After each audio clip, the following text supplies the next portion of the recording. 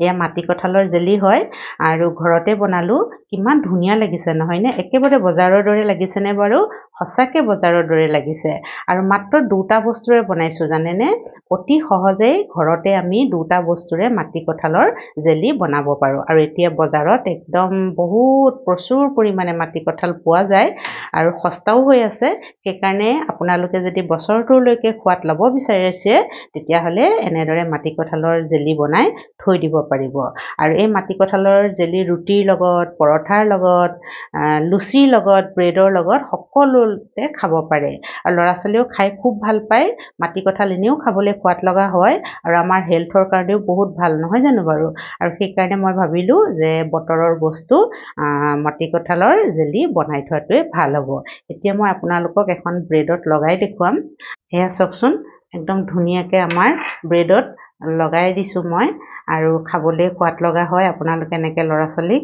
দিব পাৰিব আপোনালোকে খালে গমেই নাপাব যে বজাৰৰ হয়নে ঘৰত বনোৱা হয় আৰু আপোনালোকে বনাই খালেহে গম পাব খাবলৈ সোৱাদ লগা হয় আৰু এবছৰলৈকে বেয়া নহয় একদম ধুনীয়াকৈ থৈ দিব আৰু মাটি কঁঠালৰ সোৱাদ লৈ থাকিব পাৰিব আৰু এতিয়া আহকচোন মইনো কেনেদৰে এই জেলি বনালোঁ মই আপোনালোকক দেখুৱাম এয়া এটা মই মাটি কঁঠাল লৈছোঁ দেখিছেনে মাটি কঁঠালটো প্ৰথমতে ধুনীয়াকৈ ধুই লৈছোঁ আৰু এতিয়া মই মাটি কঁঠালটোৰ এয়া বাকলিখিনি গুচাই ল'ব লাগিব ডাঙৰ ষ্টিলৰ কাঁহী এখনত লৈছোঁ আৰু মাটি কঁঠালৰ বাকলি গুচোৱাটো এটা ডাঙৰ কথা নহয়নে বাৰু কিন্তু গুচাবতো লাগিবই আৰু আপোনালোকে কেনেদৰে গুচাই মোক জনাবচোন মই প্ৰথমতে ইয়াৰ মূৰ দুটা এনেকৈ কাটি লওঁ আৰু সৰু সৰু এনেকৈ ৰাউণ্ডকৈ পিচ কৰি লওঁ আগতে কাটিবলৈ মোৰ বহুত দিগদাৰী হয় তাৰ পৰা এদিন মই ইউটিউবতে দেখিলোঁ যে এনেকৈ কাটিলে অলপমান ইজি হয় এই দেখিছেনে এনেকৈ এনেকৈ পিচ কৰি লৈছোঁ প্ৰথমতে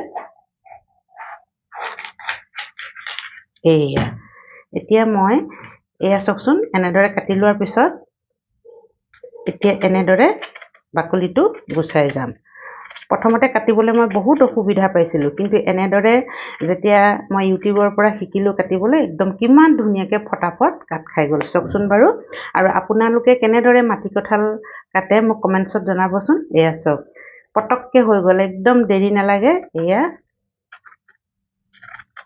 চাওকচোন সোনকালে হয় নহয়নে আৰু মাটি কঁঠাল কাটোতে এটা কথা মনত ৰাখিব এই শুংবোৰ যাতে নাথাকে দেই এয়া মই অকণমান ডাঠকৈ বাকলি গুচাই দিছোঁ সেইকাৰণে এয়া চাওক এতিয়া মই এনেদৰে গোটেই মাটি কঁঠালটো কাটি ল'ম আৰু সৰু সৰু টুকুৰা কৰি ল'ম চাওকচোন কিমান ধুনীয়াকৈ মই কাটিছোঁ এয়া মই সৰু সৰু টুকুৰা কৰি কাটি ল'লোঁ এতিয়া মই এইখিনি এটা মিক্সি জাৰত লৈ ল'ম কাৰণ পিচিব লাগিব এই মিক্সি জাৰটোতে মই লৈ লৈছোঁ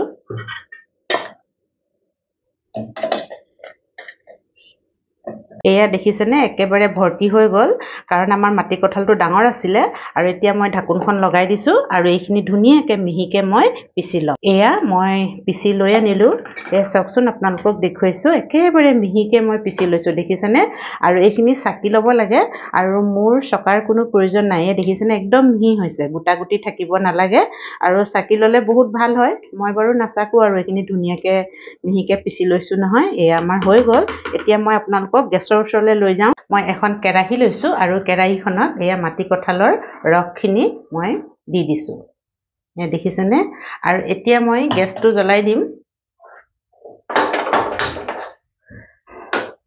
আৰু গেছটো জ্বলাই দিছোঁ আৰু গেছৰ ফ্লেমটো মই হাই কৰিয়ে থৈছোঁ কাৰণ এতিয়া প্ৰথম হয় আৰু এইখিনি উতলিব লাগিব খুব ভালদৰে উতলাব লাগিব আমি আৰু এইদৰে আমি লৰাই থাকিম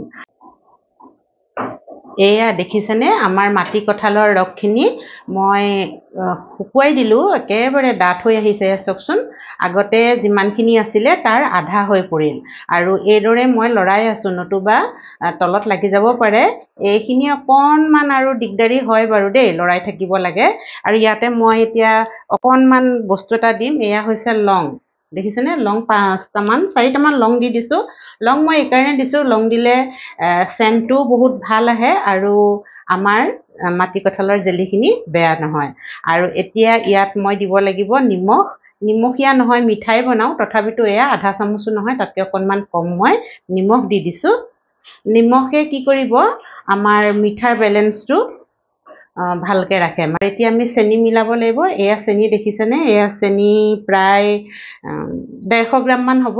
এয়া মই দি দিছোঁ। চেনিটো নিজৰ হিচাপত দিব। আপোনালোকে কম যদি ভাল পায় অকণমান কমকৈ দিব। আৰু ইমানখিনি দিলে এটা মিডিয়াম চাইজৰ মাটি কঁঠালত ধুনীয়াকৈ মিঠা হয়। এয়া আৰু চেনি সদায় প্ৰথমতে নিদিব। প্ৰথমতে দিলে আমাৰ জেলিখিনি বেয়াও হ'ব পাৰে। যেতিয়া জেলিখিনি ধুনীয়াকৈ সিজি যাব, একদম আধা হৈ যাব, এনেকৈ লৰাই থাকোঁতে মাটি কঁঠালৰ ৰসখিনি সিজি আধা হৈ যাব, তেতিয়াহে নিমখ আৰু চেনি মিলাব লাগে। আৰু এতিয়া চেনি মিলোৱাৰ লগে লগে এয়া অলপ পনীয়া হৈ গৈছে, দেখিছেনে? কাৰণ চেনিখিনি গলি গৈছে। আৰু এতিয়াও আমি লৰাই থাকিব লাগিব এনেদৰে। আৰু কিছুমানে কি কৰে, মাটি কঁঠালখিনি আগতে সিজাই লয়, তাৰপিছত পিছে, তেনেকৈও কৰিব পাৰে। মই কেঁচাতেই পিচি লওঁ। মই এনেদৰে ভাল পাওঁ কৰি। আৰু মই মোৰ আগৰ বছৰত বনোৱা মাটি কঁঠালৰ জেলি আছে, আপোনালোকক দেখুৱাম বাৰু। অকণমানো বেয়া হোৱা নাই। মই কৈছোঁ ন, এবছৰ হৈ গ'ল বনোৱা, একদম ধুনীয়া হৈ আছে। আপোনালোকক দেখুৱাম মই, ৰ'ব। এয়া চাওকচোন। এতিয়াও মই এনেদৰে লৰাই থাকিম অকণমান দেৰি। ডাঠ হ'ব লাগিব। এয়া দেখিছেনে? অলপ ডাঠ হৈ আহি আছে। আৰু ইয়াতে মই আৰু এটা বস্তু মিলাই দিম। সেইটো বস্তু হৈছে অকণমান জলকীয়াৰ গুড়ি। অকণমান জ্বলা যেন লাগিলে মোৰ ভাল লাগে খাবলৈ, সেইকাৰণে মই মিলাই দিছোঁ দেই। আপোনালোকে নিমিলাওঁ বুলিলেও একো কথা নাই। মই কৈছোঁ মিলালে অকণমান ভালহে হয় খাবলৈ। বেছি নিদিওঁ বাৰু, অকণমান দিছোঁ। আৰু জলকীয়া গুড়ি মিলাই দিলে ৰংটো এয়া ধুনীয়া হৈ আহিছে। আৰু অকণমান বেছি জ্বলা নহয়, বেছি জ্বলা হোৱাকৈ মই দিয়া নাই বাৰু। আধা চামুচতকৈ কম জলকীয়া গুড়ি দিছোঁ। গোটা জলকীয়া নিদিব। যদি জলকীয়া দিওঁ বুলি ভাবে, এনেকুৱা জলকীয়াৰ গুড়িহে দিব। আৰু লংকেইটা মই পিছত উঠাই দিম বাৰু ইয়াৰ পৰা। থাকিলেও একো নহয়, থাকিলেও ভালহে। আমাৰ এইখিনি ভাল হৈ থাকিব। আৰু মই যে নিমখ দিছিলোঁ, সেইখিনি ক'লা নিমখ হয়। মই ক'বলৈ পাহৰি গৈছিলোঁ আপোনালোকক। ক'লা নিমখ দিলে ভাল, সোৱাদটো ভাল হয়। আৰু ক'লা নিমখ যদি নাথাকে, সাদা নিমখো দিব পাৰে, একো নাই। মই ক'লা নিমখ অকণমান দি দিলোঁ। আৰু এতিয়া মই এনেদৰে লৰাই থাকিম এইখিনি ডাঠ হোৱালৈকে। মাটি কঁঠালৰ ৰসখিনি ডাঠ হৈ আহিলে, আৰু ইয়াতকৈ আমি ডাঠ নকৰোঁ আৰু।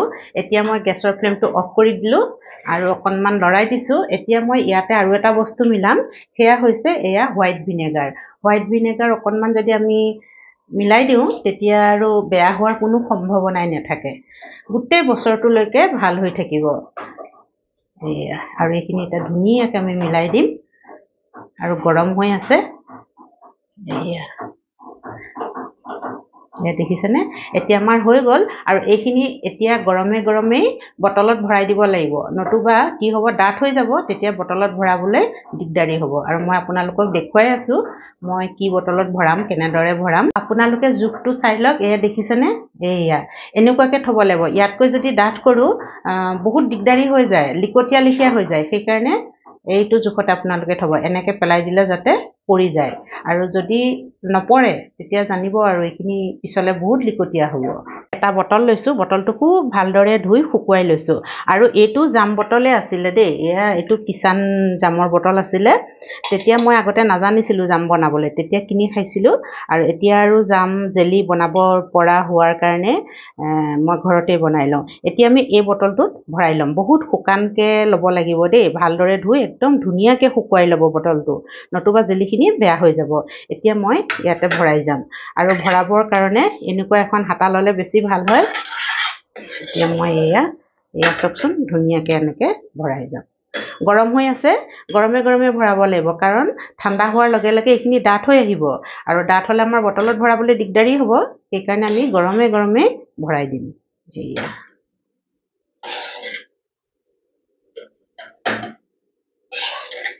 লংকেইটা উলিয়াই নিদিলোঁ আৰু ইয়াতে আছে, একো নহয়। লংকেইটা থাকিলে ভালহে, ধুনীয়া এটা চেণ্ট আহিব। তাৰ উপৰি আমাৰ এইখিনি জেলিখিনি বেয়া নহয়। এটা মাটি কঁঠালে পূৰা এবটল জেলি ওলাই গ'ল। এয়া চাওকচোন, কিমান ধুনীয়া হৈছে জেলিখিনি।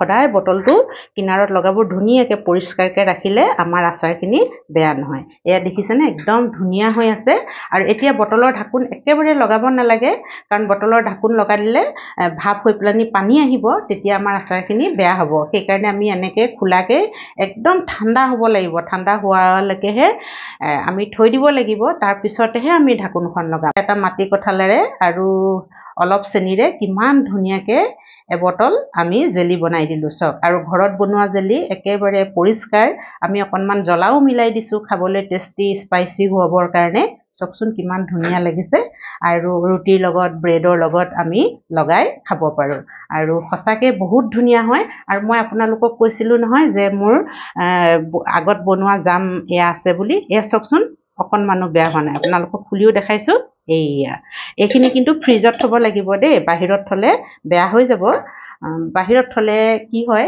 সোনকালে বেয়া হৈ যায় সেইকাৰণে বেছি দিনলৈকে থ'ব নোৱাৰে সোনকালে অকণমান বনাই খাওঁ বুলি ভাবিলে আপোনালোকে থ'ব পাৰে বাহিৰত কিন্তু এবছৰলৈকে যদি থওঁ বুলি ভাবে আপোনালোকে ফ্ৰিজত থৈ দিব ধুনীয়াকৈ থাকিব মই দেখুৱালোৱে মোৰ আগৰ বছৰৰ বটলটো এতিয়া আপোনালোকে দেখিলে মই মাটি কঁঠালৰ জেলি কেনেদৰে বনালোঁ আৰু আপোনালোকৰ যদি ভাল লাগিছে বা আপোনালোকে যদি বনোৱা নাই মোৰ ভিডিঅ'টো চাই আপোনালোকে বনাব পাৰিব আৰু সঁচাই কৈছোঁ বহুত ভাল হয় ৰুটিৰ লগত ব্ৰেডৰ লগত লুচিৰ লগত পৰঠাৰ লগত যিহৰ লগতে খাওঁ বুলি ভাবে আপোনালোকে খাব পাৰিব যদি ভিডিঅ'টো চাই সঁচাই ভাল লাগিলে তেতিয়াহ'লে আপোনালোকে লাইক কৰিব শ্বেয়াৰ কৰিব আৰু কমেণ্টছ কৰিব যিসকলে মোৰ চেনেলটো ছাবস্ক্ৰাইব কৰা নাই তেওঁলোকেও যাতে মোৰ চেনেলটো ছাবস্ক্ৰাইব কৰি লয় আৰু কাষতে থকা বেল আইকনটো দবাই দিয়ে তেতিয়া মোৰ নতুন নতুন ভিডিঅ'বোৰ পাই থাকিব আৰু আপোনালোকৰ মৰম আৰু আশীৰ্বাদৰ কাৰণে মোৰ চেনেলটো আগবাঢ়ি যোৱাত সহায় হৈছে এইদৰে মোক মৰম আৰু আশীৰ্বাদ কৰি মোৰ চেনেলটো আগবঢ়াই লৈ যাব বুলি মই